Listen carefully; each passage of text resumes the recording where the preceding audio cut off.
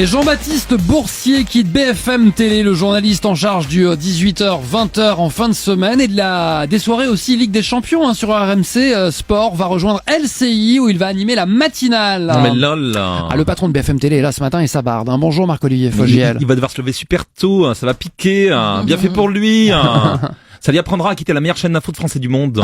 Et du monde, oui, du monde. De toute façon, je m'en fous. D'abord, c'est qui Jean-Baptiste Boursier? Marco, voyons, c'est un de nos journalistes vedettes, c'est votre chouchou en plus. Ah bon, t'es sûr? Ah oui. Bon, quand t'as dit Jean-Baptiste Boursier, j'ai cru que tu parlais de mon conseiller épargne logement. N'empêche, c'est vraiment la méga tuile. Pour BFM? Non, pour lui, il quitte la meilleure chaîne du monde, il va se lever aux aurores et surtout, attends, j'ai pas encore mentionné le pire. C'est quoi le pire? Il pourra plus écouter le M Radio Réveil. Il va morfler ce gamin-là. C'est pas faux, ça lui apprendra. De son côté, Jean-Michel Apathy va quitter LCI ainsi que France 5. Le journaliste et éditorialiste va intégrer à la rentrée l'équipe de Yann Barthès dans Quotidien sur TMC. Bonjour Jean-Michel. Ça y est, je suis un bobo branché. Oui, dis donc.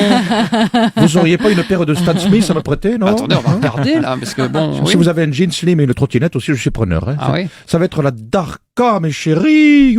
Pardon? Non, je m'entraîne. Je vous rappelle que je vais être en face le TPMP. Ah oui. Ça va être la guerre des Jean-Michel.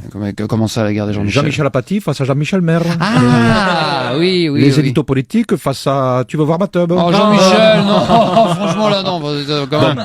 Moi, je n'irai pas jusque-là, je vous le dis. Non, pas de nouilles dans le slip, pas de happening déguisé en merguez. Je suis un journaliste sérieux. Ah oui, tout à fait, respectable. Bon, à la rigueur, vu mes origines, en saucisse de Toulouse. Mais attention, j'ai des principes. C'est-à-dire? Pas trop de moutarde.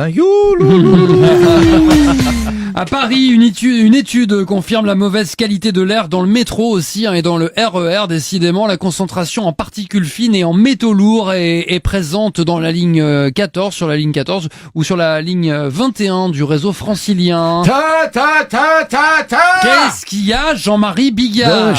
Dis-le doucement, s'il te plaît. Pourquoi? Si Anne Hidalgo, la pro, elle est capable de faire rouler les métros à 30 km/h. Non, c'est vrai ça. Donc, si je comprends bien, au final, c'est moins dangereux de lécher les barres du métro que d'y respirer l'air. Oui, voilà, c'est ça. Enfin, quand tu me dis que dans le métro, il y a des particules fines, j'ai quand même un petit doute, hein. Comment ça, Jean-Marie? Déjà, aux heures de pointe, c'est pas les particules de déodorant, je vais te le dire. En attendant, c'est pas avec ce genre d'infos que les gens vont moins faire la gueule dans les transports en commun. Ah non, ça c'est sûr. Tiens, moi le jour, j'ai halluciné, Dans le métro, j'ai vu un mec sourire, dis donc. Ah bon, et alors? Alors, j'étais tellement surpris que j'ai mis 2 minutes à me rendre compte que c'était moi dans le reflet de la vitre. Ah oui. Vincent Cerruti et Malika Ménard, 6h-10h, c'est le M Radio Réveil.